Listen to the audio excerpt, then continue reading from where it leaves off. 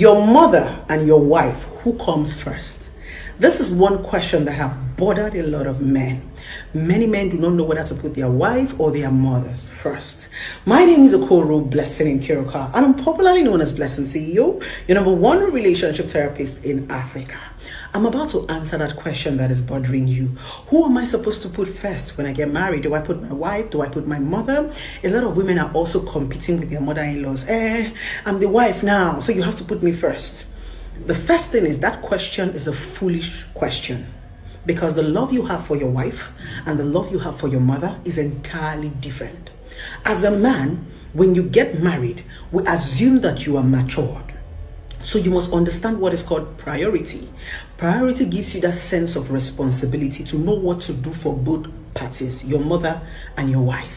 You don't need to start to compete on who to put first or who not to put first. It's a different kind of love. The love is different. The love you have for your wife is not the love you have for your mother, because you're having sex with your wife and you're not having sex with your mother. First of all, that question is not even supposed to come up if you are married to a good woman. Because any woman that decides to marry you should be able to accommodate your mom. Any woman as a man you are getting married to that cannot accommodate your mother should not marry you. Because your mother is part of you. Your mother is family. Your mother is blood. You have some traits of your mother. Your mother is the one that brought you up. So a woman must be ready to accommodate your mother if they want to marry you, because your mother is part of you. Why do they call it family? Why do they say, okay, you're getting into a marriage? You're not going to marry just the man. You're going to marry his family. You're marrying his baggage. You're marrying everything about him. So first of all, if that question is coming up, who do I put first? There is actually a problem in that marriage. Yes, a lot of young women today have a very wrong perception. Some of them get into a marriage and say, my mother-in-law is the problem, my mother-in-law is wicked, my mother-in-law is that.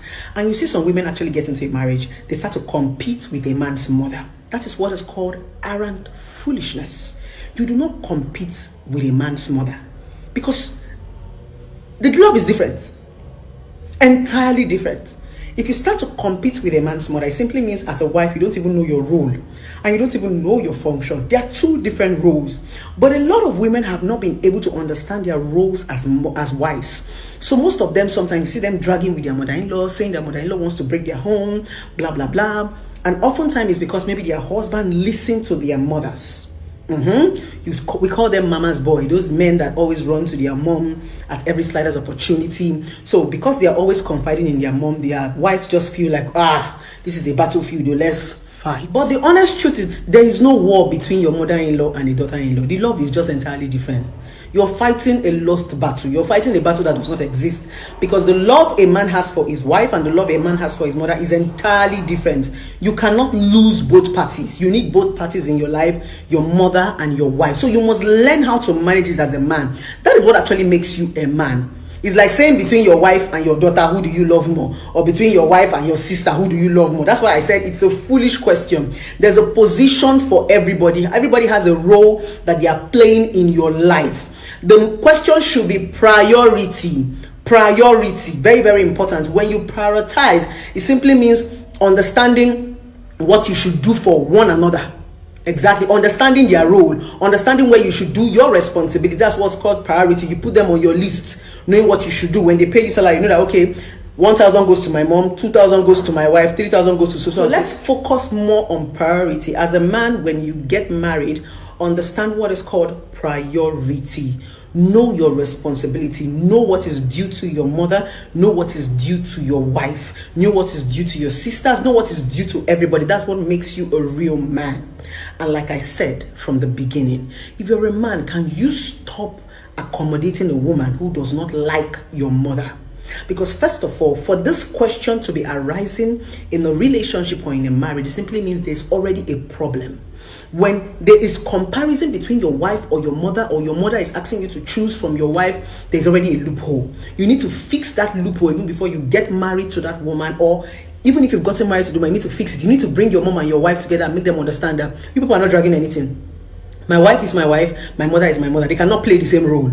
My mother gave birth to me, and my wife is going to give birth to my children. So you guys are not playing the same. There's nothing to fight about. I love you, but I used to tell a lot of women, don't go into a family that the mother does not like you.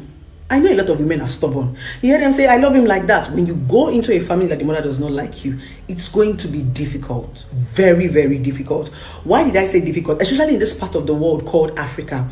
Maybe outside the world, it can be easy for you because outside the world, they can just marry and everybody's minding their business. But in this part of the world called Africa, where family want to know that their children are doing well, family want to interfere, family are more like the roof because we have culture.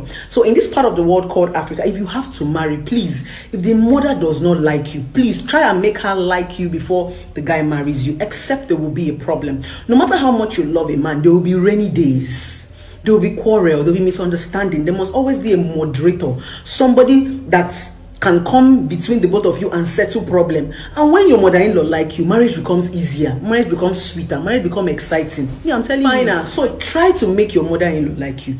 If you try and she does not like you, leave her son alone. Then if you try to make your mother-in-law like you and your mother-in-law does not like you, it is now your husband's responsibility to make his mother like you.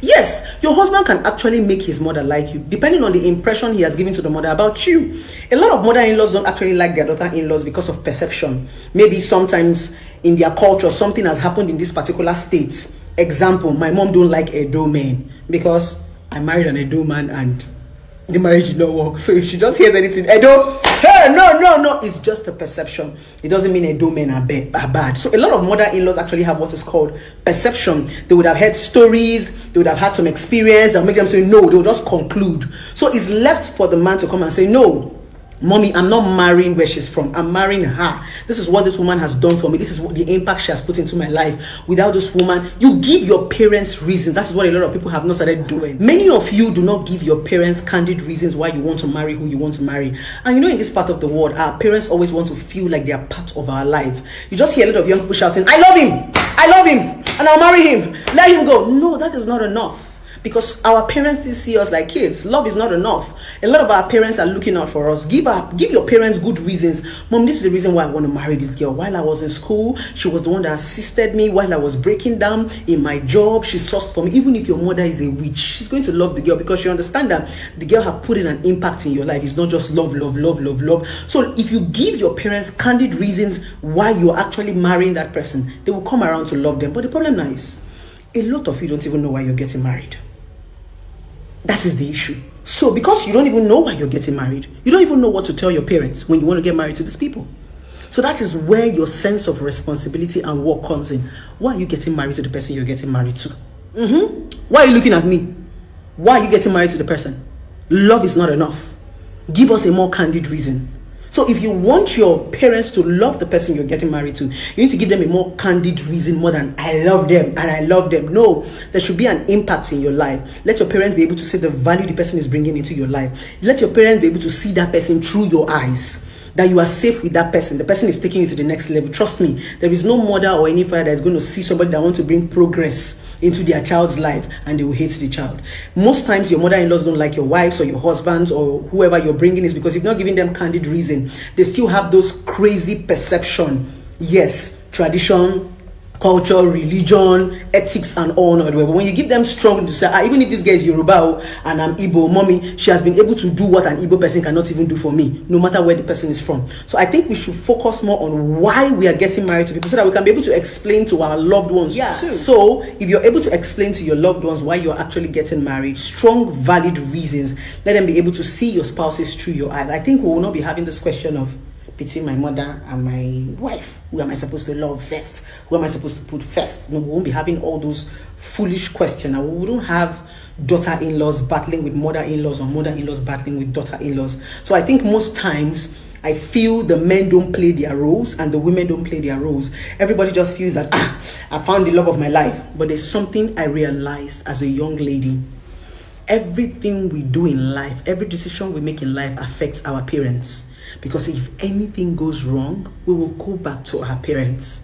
So sometimes our parents are acting the way they act. They are just protecting us because everything that affects us affects them. Always remember that when you want to take that drastic decision without bringing or also remembering their own side. Put your parents into consideration. Put your family into consideration because family is one of the places we run to when everybody runs away from us. I love you guys and have a wonderful